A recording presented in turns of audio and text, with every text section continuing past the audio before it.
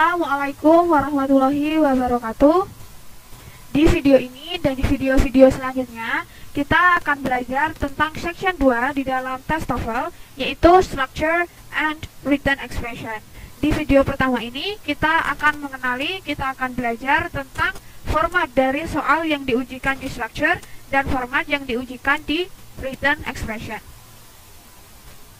Oke, jadi soal di dalam structure and written expression itu berjumlah 40 soal. Dibagi menjadi dua, yaitu structure 15 soal dan written expression 25 soal. Format bagian yang structure dan bagian yang written expression itu berbeda.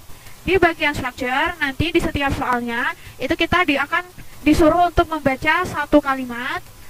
Yang kalimat ini itu terdapat bagian yang hilang. Bisa jadi subjeknya, verbnya, atau kata keterangannya, atau objeknya. Nah, nanti kita disuruh untuk memilih pilihan jawaban yang dia itu bisa melengkapi bagian yang hilang tersebut. Kemudian kalau di written expression, itu ada kalimatnya ini lengkap, tidak ada bagian yang hilang, tapi ada beberapa kata atau kelompok kata yang dia itu secara gramatikal salah. Jadi kita harus memilih pilihan jawaban salah satu yang dia itu salah secara gramatikalnya. Kalau di bagian yang structure kita disuruh untuk memilih pilihan jawaban yang benar, tapi kalau di written expression kita disuruh untuk memilih pilihan jawaban mana yang salah. Oke, ini merupakan general tips bagaimana cara mengerjakan soal di section 2 TOEFL, yaitu yang pertama adalah kenali petunjuk pengerjaan soal. Kemudian mulailah mengerjakan dari subbagian yang paling kita sukai. Kita bisa mengerjakan structure dulu atau written expression dulu, terserah mana yang menurut kita paling mudah. Kemudian jangan meninggalkan jawaban yang kosong, karena walaupun kita menjawabnya itu salah, tetap poinnya itu tidak dikurangi. Jadi lebih baik kalau kita tidak yakin dengan pilihan jawaban kita atau benar-benar tidak tahu itu jawabannya apa, lebih baik diisi sembarang, karena probabilitas kebenarannya itu 25%, jadi lumayan ya. Kemudian tandai jawaban yang masih ragu. Usahakan untuk memiliki waktu sisa untuk mengecek apakah terdapat soal yang terlewati atau untuk memikirkan kembali jawaban yang masih ragu. Jadi fungsinya apa? Kita menandai jawaban yang masih ragu. Jadi misal kita sudah mengerjakan selesai sampai nomor 40 dan kita memiliki waktu sisa 5 menit. Nah, kita gunakan waktu sisa 5 menit itu untuk kembali menjawab pilihan jawaban atau soal yang sudah kita tandai itu. Jadi tidak perlu dilihat dari soal nomor 1, diteliti semua sampai nomor 40, itu kan kalau 5 menit tidak cukup ya. Jadi yang diteliti hanya soal-soal yang sudah kita tandai tersebut. Di video ini kita akan belajar tentang word classification, atau di dalam bahasa Indonesia biasa kita kenal dengan kelas kata. Jadi kata-kata di dalam bahasa Inggris itu dia dibagi menjadi 9 golongan. Golongan yang pertama atau jenis yang pertama itu ada noun atau kata benda. Itu di sini contohnya ada boy, anak laki-laki, beauty, kecantikan, tree, pohon. Kemudian ada pronoun, kata ganti, ada he, mine, them, dan lain-lain. Kemudian ada verb, kata kerja, ada run, berlari, blink, berkedip, sleep, tidur. Adjective, kata sifat, ada smart, bad, tidy, dan lain sebagainya. Ada adverb, kata keterangan. Kata keterangan ini bisa keterangan waktu, keterangan tempat, keterangan cara. Di sini contohnya ada here, di sini slowly, dengan lambat, usually, biasanya. Conjunction, kata sambung, and, dan, while, selagi, since, semenjak. Preposition, kata depan, behind, di belakang, next, di sebelah, in, di dalam. Determiner, kata penentu, di sini contohnya ada my, the, that. Kemudian exclamation, kata seru bahasa Indonesianya. Ini contohnya ada attention, ada alright, ada by. Nah, exclamation ini dia unik ya, salah satu golongan kata yang unik karena dia di setiap katanya itu biasanya diakhiri dengan tanda seru. Nah, bagaimana cara mengecek kelas kata suatu kata? Itu teman-teman bisa menggunakan bantuan kamus online. Di sini kamus online yang biasa saya pakai itu contohnya di sini. Ini ya, Oxford Learners Dictionary. Jadi teman-teman tinggal buka aja di website ini. Kemudian tampilan pertamanya adalah seperti ini. Kemudian di sini teman-teman masukkan kata yang teman-teman ingin cari. Misalnya saya mau cari kelas kata work. Nih. Nah, muncul di sini. Di sini adalah kelas kata dari kata work, yaitu verb atau kata kerja. Kemudian di sini dilengkapi dengan bagaimana cara mengucapkan katanya juga. Di sini ada ini British accent. Kemudian kalau yang di sini American accent. Ini British, ini American. Nah, begitu ya. Nah, nanti teman-teman bisa menggunakan bantuan dari kamus online seperti ini untuk mencari kelas kata dari kata yang teman-teman temui. Nah, kemudian setelah mengenal dari kata-kata itu, golongan-golongannya, kita akan belajar tentang tugas dari setiap macamnya itu. Di sini untuk noun dan pronoun itu dia berfungsi sebagai subjek dan objek di dalam kalimat. Contohnya di sini ada kalimat Nia calls him. Nah, Nia ini dia berkelas kata sebagai noun. Dia di sini berdiri sebagai subjek. Kemudian him, dia itu kelas katanya pronoun. Tapi di sini dia di dalam kalimat berdiri sebagai objek. Nah, bisa juga dibalik. He, dia itu merupakan pronoun. Tapi di kalimat ini dia berdiri sebagai subjek. Kemudian Nia itu berkelas kata noun dan dia di kalimat ini berdiri sebagai objek. Verb, kata kerja, dia difungsikan sebagai verb juga, atau di dalam bahasa Indonesianya disebut dengan predikat. Kata kerja di dalam kalimat. Contohnya di sini, contoh yang sama, Nia calls him, calls, memanggil, itu dia merupakan verb atau predikat di dalam kalimat ini. Kemudian adjective dan adverb itu fungsinya adalah menambahkan makna pada kata lain. Jadi dia fungsinya menambahkan makna ya. Jadi di sini ada kata student, kemudian digunakan bersama dengan smart yang berkelas kata adjektif. Smart student artinya adalah murid yang pandai. Kemudian di sini ada kata run digunakan bersama quickly dan maknanya bertambah.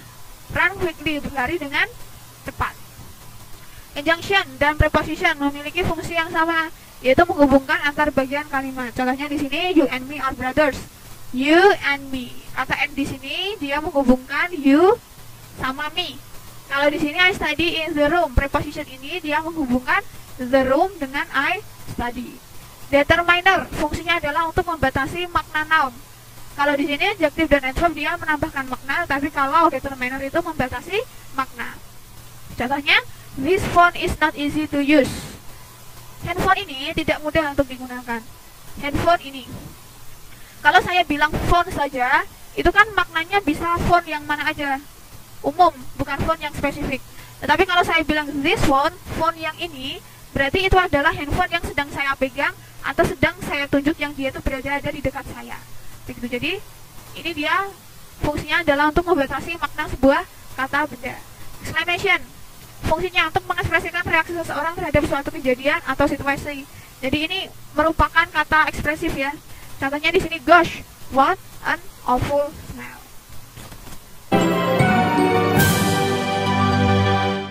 Di video ini kita akan belajar tentang materi structure. Materi yang pertama adalah one clause sentence atau biasa kita sebut dalam bahasa Indonesia sebagai kalimat berklausa satu. Jadi di sini kita akan belajar bagaimana caranya membedakan apa itu clause dan apa itu sentence, apa itu klausa dan apa itu kalimat. Jadi klausa itu adalah rangkaian kata yang minimal terdiri dari satu subjek dan satu verb. Tetapi kalau sentence adalah rangkaian kata yang minimal terdiri dari satu clause. Karena dia minimal terdiri dari satu clause, berarti sentence ini itu bisa terdiri dari 2 clause, 3 clause, atau lebih dari itu. Contohnya, I go to school. Nah, ini merupakan sebuah kalimat yang terdiri dari satu klausa saja. Nah, kembali lagi ke definisi klausa. Klausa itu minimal terdiri dari satu subjek dan satu verb. Nah, ini subjeknya adalah I, verbnya adalah go. Jadi ini kalimat yang terdiri dari satu klausa saja, disebut dengan one clause sentence. Kemudian contoh yang kedua adalah I go to school so I ride my bike. Di sini ada dua rangkaian subjek dan verb. Subjek dan verb yang pertama adalah ini I, subjek, go, verb, I, subjek, ride, verb. Jadi di sini terdapat dua klausa. Karena terdapat dua klausa di dalam satu kalimat, maka kalimat ini dinamakan multiple clause sentence. Oke, ini kita masuk ke dalam tips. Tips yang pertama dalam mengerjakan soal structure yang berhubungan dengan subjek dan verb. Yaitu pastikan bahwa kalimat memiliki subjek dan verb. Jadi di sini ada sebuah kalimat, kita analisis mana subjek dan mana verbnya. Engineers are needed for work on the new space program. Engineers adalah subjeknya, are needed adalah verbnya. Nah, kita lihat ini ada contoh dari soal TOEFL yang berhubungan dengan subjek dan verb. Bla bla bla was back up for miles on the freeway. Di sini bagian yang hilang adalah bagian yang di depan. Kemudian langsung ada was back up. Was back up ini kan merupakan verb atau kata kerja. Oh, berarti bagian yang hilang merupakan bagian subjeknya. Nah, subjek ini kembali di materi video yang kedua bahwa subjek itu bisa diisi oleh kata yang berkelas kata noun atau pronoun. Maka kita cari pilihan jawaban yang berkelas kata noun atau pronoun. Kita analisis yang nomor 1, ini A, yesterday itu kan merupakan adverb, jadi ini salah. In the morning ini dia adverb, jadi ini salah. Kemudian jawaban yang memungkinkan adalah traffic dan cars, karena ini merupakan berkelas kata noun. Kemudian secara makna yang lebih tepat adalah traffic atau cars untuk ditempatkan di sini. Oh, makna yang paling tepat adalah traffic, sehingga kalimatnya menjadi traffic was back up for miles on the freeway. Jadi jawabannya benar adalah traffic, C. Exercise nomor 1. Kita mencoba mengerjakan exercise dengan menerapkan tips yang nomor 1 tadi. Pastikan bahwa di setiap kalimat itu terdapat subjek dan verb. Kalimat nomor 1, last week when fishing for trout at the nearby mountain lake. Last week, ini kan dia merupakan kata keterangan ya, kata keterangan waktu. Kemudian langsung when. When itu merupakan verb. Nah, di sini sebelum verb itu kan seharusnya ada subjek, tetapi di sini tidak ada subjeknya. Maka di sini merupakan contoh kalimat yang salah karena tidak ada subjeknya. Kalimat nomor 2, schedule of the day's events can be obtained at the front desk. Kita analisis mana subjeknya, mana verbnya. A schedule of the day events, nah ini merupakan subjeknya. Kemudian can be obtained, ini merupakan verbnya. Begitu, karena dia sudah ada subjek dan verbnya, berarti ini merupakan contoh kalimat yang sudah benar. Tips yang kedua, berhati-hatilah dengan object of preposition. Object of preposition itu apa? Yaitu noun atau pronoun yang terletak setelah preposition. Kita sudah mempelajari preposition itu tadi, daftar kata-katanya apa saja ya, yang sudah kita pelajari di video yang kedua. Sini ada contoh kalimat, after his exam, Tom will take a trip by boat. Di kalimat ini terdapat dua preposition. Yang pertama adalah after, yang kedua adalah by. Nah, di setiap preposition itu biasanya diikuti oleh sebuah kata benda atau kata ganti. Nah, di sini ya, setelah after itu ada kata his exam, dan setelah by itu ada boat. Sehingga his exam dan boat ini dia berdiri sebagai object of preposition. His exam itu merupakan object of preposition dari preposition after. Boat itu merupakan object of preposition dari preposition by. Begitu. Nah, yang membuat object of preposition ini penting kita pelajari di dalam structure itu biasanya teman-teman sering mengira bahwa object of preposition itu merupakan subjek di dalam kalimat karena bentuknya sama-sama noun atau pronoun gitu. Object of preposition itu bukan subjek.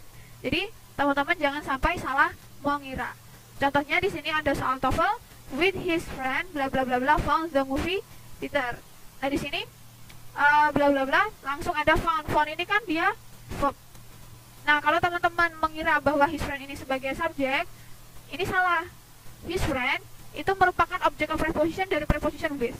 With ini preposition, jadi his friend ini merupakan object of preposition dari with. Sehingga di sini itu seharusnya subjek. Nah, kata yang bisa menempati subjek itu adalah noun atau pronoun, ya kan? Kita cari pilihan jawaban yang merupakan noun atau pronoun. Has, jelas bukan, karena dia adalah verb. Later itu adalah adverb, dan when itu adalah conjunction. Nah, di sini he itu dia adalah pronoun. Pronoun bisa menempati sebagai subjek. Maka jawaban yang paling betul adalah B. He.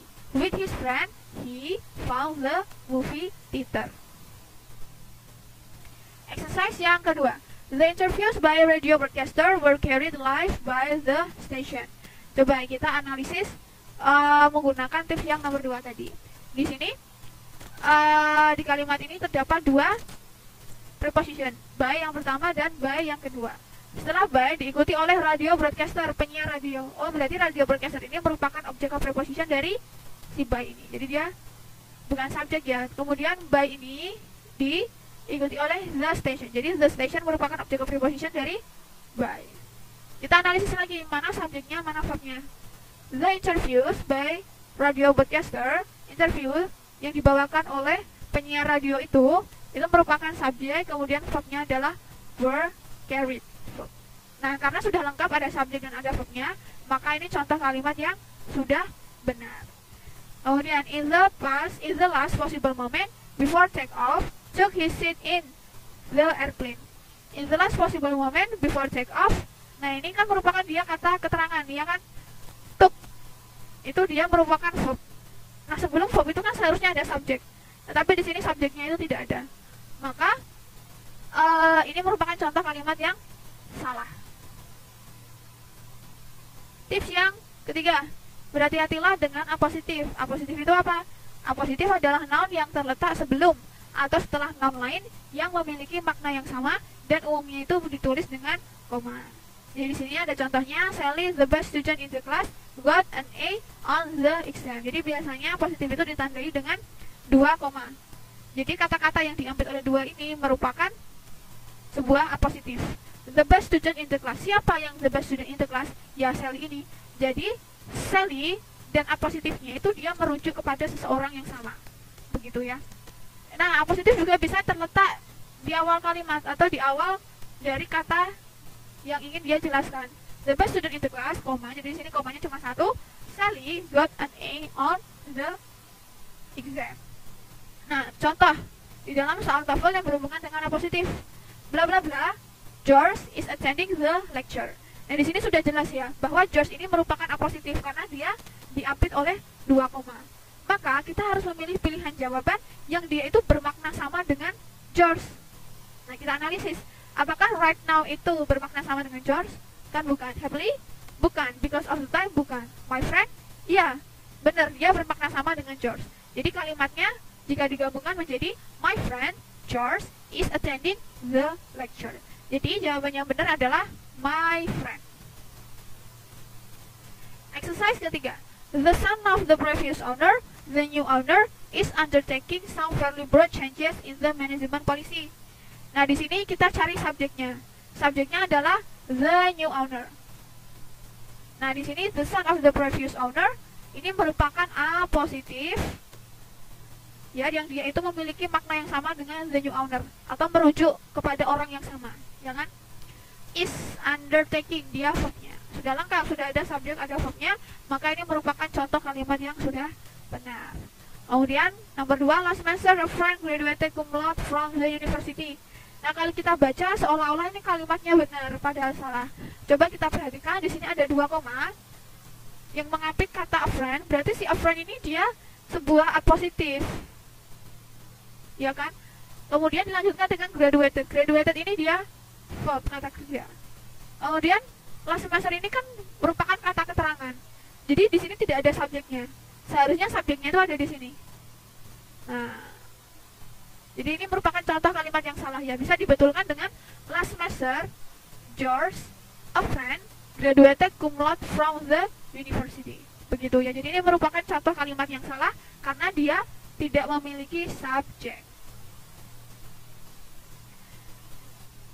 Tips yang keempat, berhati-hatilah dengan verb ing. Verb ing adalah verb yang dapat akhiran ing. Swimming, writing, reading, speaking, listening, eating. Nah, itu adalah verb ing. Ya, verb ing ini bisa berfungsi sebagai 2. Verb ing bisa berfungsi sebagai verb atau predikat di dalam kalimat, atau verb ing itu juga bisa berfungsi sebagai adjektif. Ya. Nah, ya, bagaimana cara membedakan verb ing ini sebagai verb atau sebagai adjektif? Itu jika verb ing ini diawali oleh verb be atau kata-kata is, am, are, was, were, being. Nah, ini dia verb ing-nya itu berfungsi sebagai verb di dalam kalimat. Contohnya di sini, the boy is standing in the corner. Di sini ada verb ing, standing, iya kan? Kemudian dia diawali oleh is, ya. Berarti ini verbnya berdiri sebagai verb di dalam kalimat. Kalau verb ing sebagai adjektif itu jika dia itu tidak diawali oleh verb yang be, jadi dia berdiri sendiri, tidak ada kata-kata ini. Jadi contohnya di sini, the boy standing in the corner was naughty. Nah, di sini standing. Nah, udah gitu aja, tidak ada is, am, are di sebelah sini. Ya, berarti di sini standingnya dia berfungsi sebagai adjektif. Sama-sama standing, tetapi dia fungsinya berbeda. Contoh penerapan dari materi ini ke dalam soal TOEFL. The child bla bla bla bla playing in the yard is my son. Nah, di sini sudah ada kata kerja is. Ini verbnya ya. Oh, berarti dari sini sampai sini itu merupakan subjek. Berarti kita tidak perlu verb yang baru lagi kan. Jadi di sini tidak bisa diisi oleh verb atau kata kerja. Otomatis jawabannya ini B, is sama was itu salah. Kemudian kan sudah ada subjek, berarti he juga salah. Nah, jawabannya paling betul adalah now. The child now playing in the yard is my son.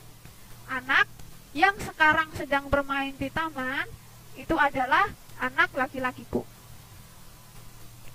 Exercise keempat. The companies offering the lowest prices will have the most customers. Ini subjeknya adalah the companies offering the lowest prices. Perusahaan-perusahaan yang menawarkan harga yang paling rendah, itu subjeknya. Will have, akan memiliki, itu adalah verbnya. Berarti ini adalah contoh kalimat yang sudah benar. Contoh yang kedua. Those travelers are completing their trip on Delta should report to gate 3. Jadi di sini kalau diartikan di dalam bahasa Indonesia, para turis yang sudah menyelesaikan perjalanannya di Delta itu harus melaporkan diri ke gerbang 3. Ya kan? Jadi di sini should report itu berdiri sebagai verb. Jadi di sini sudah tidak perlu verb lagi. Ya, jadi cukup those travelers completing their trip on Delta should report to gate 3. Jadi ini merupakan contoh kalimat yang salah. Tips yang kelima, berhati-hatilah dengan verb 3. Verb 3 adalah verb yang mendapatkan akhiran ed. Ada juga banyak verb 3 yang dia itu tidak berakhiran ed atau dia punya bentuk yang lain. Contohnya yang berakhiran ed itu ada misalnya kata watch.